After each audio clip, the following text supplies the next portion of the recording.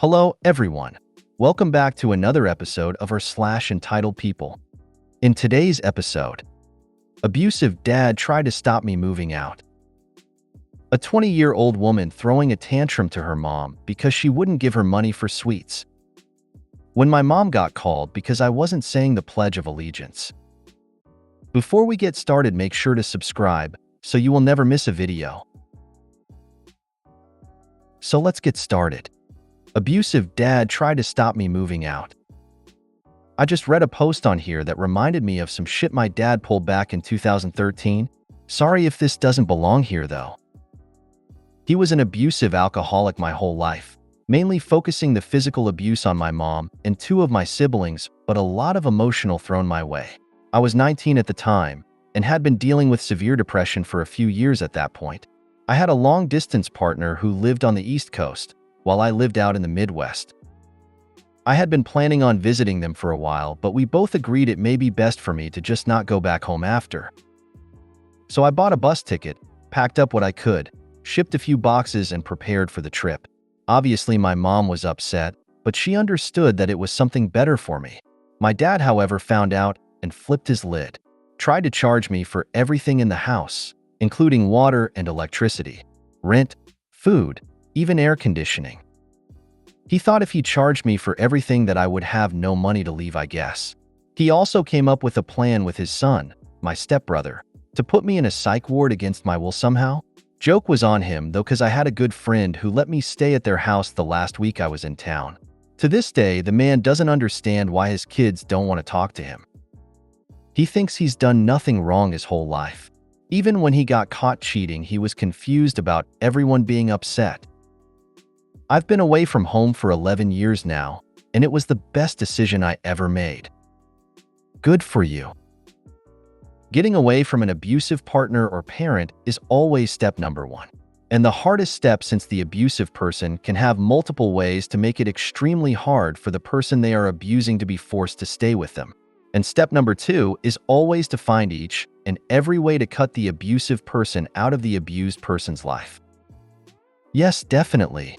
I cut contact with him a couple years after moving away, but after 7 years of that, I fell into a panic about what if he drinks himself to death, and then I regret not saying goodbye. So I did reach out. I let him contact me when he wants, but rarely do I reply at this point though. And if I do, it's a sentence or two and that's it. I'm so glad for you. It's good you managed to run away. A 20-year-old woman throwing a tantrum to her mom because she wouldn't give her money for sweets. Just saw a post where a 20-year-old woman posted screenshots of her chat with her mom, which was 80% of her complaining and blaming the mom. You could see from the chat she was just having a breakdown. She started with the sweets and quickly escalated the situation to her mom controlling her life and prevents her from living her own life. Let me summarize the many pages of the chat. Mom, what do you want for dinner? Her, Oreos, creme eggs, biscuits. Mom, you shouldn't be eating so many sweets, it's not good for you. Now that you are an adult, you need to be responsible for your own health. Her, starts breaking down for pages.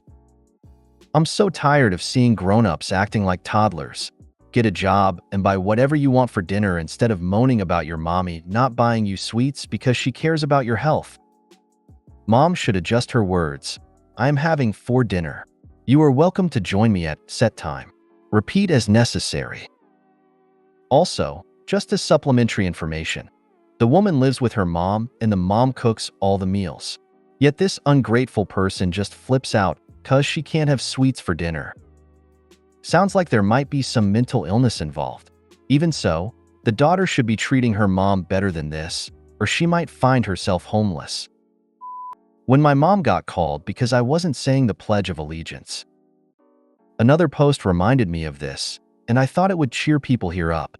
When I was in middle school, late 90s, one of the first things my homeroom teacher told the class was that we had to say the pledge every morning, and that they would know if we were just mouthing along. I thought that was bull. In a classroom full of students, who's going to notice if one of them isn't actually saying it? Hypothesis conceived, it was time to experiment. I stopped saying the words and would only move my lips as my classmates spoke them. 3 weeks later, I'm called to a parent-teacher meeting in the principal's office with the principal, and they're explaining how disappointed they are that I'm not actually speaking the words to the Pledge of Allegiance. My mother was so done with them it was funny. She just stared at them for a moment and then asked, "Did it look something like this?" And then just started mouthing the words to the pledge as they stared at her in open-mouthed shock. So, since she was already there, she signed me out and we went home. As we were in the car, Mom asked, "Infinite, do you have any moral qualms about saying the Pledge of Allegiance?" I said no and explained my experiment. She nodded and said, "Experiment over. You can say the words again." Then, as we were pulling out of the parking lot, she added, "And by the way, they couldn't tell. One of your classmates ratted you out." Wow, did you ever find out who it was that ratted you out? Not a clue. Could have been any of the 4 that sat around me, because I don't think anyone else would have been close enough to notice, but I never asked and no one ever told. I'm Canadian and I have no idea what the Pledge of Allegiance is, although it sounds overly chauvinistic. May I ask what it is? If you made it to the end of the video, thanks for watching. Don't forget to like, subscribe, and share, and we will see you in the next video.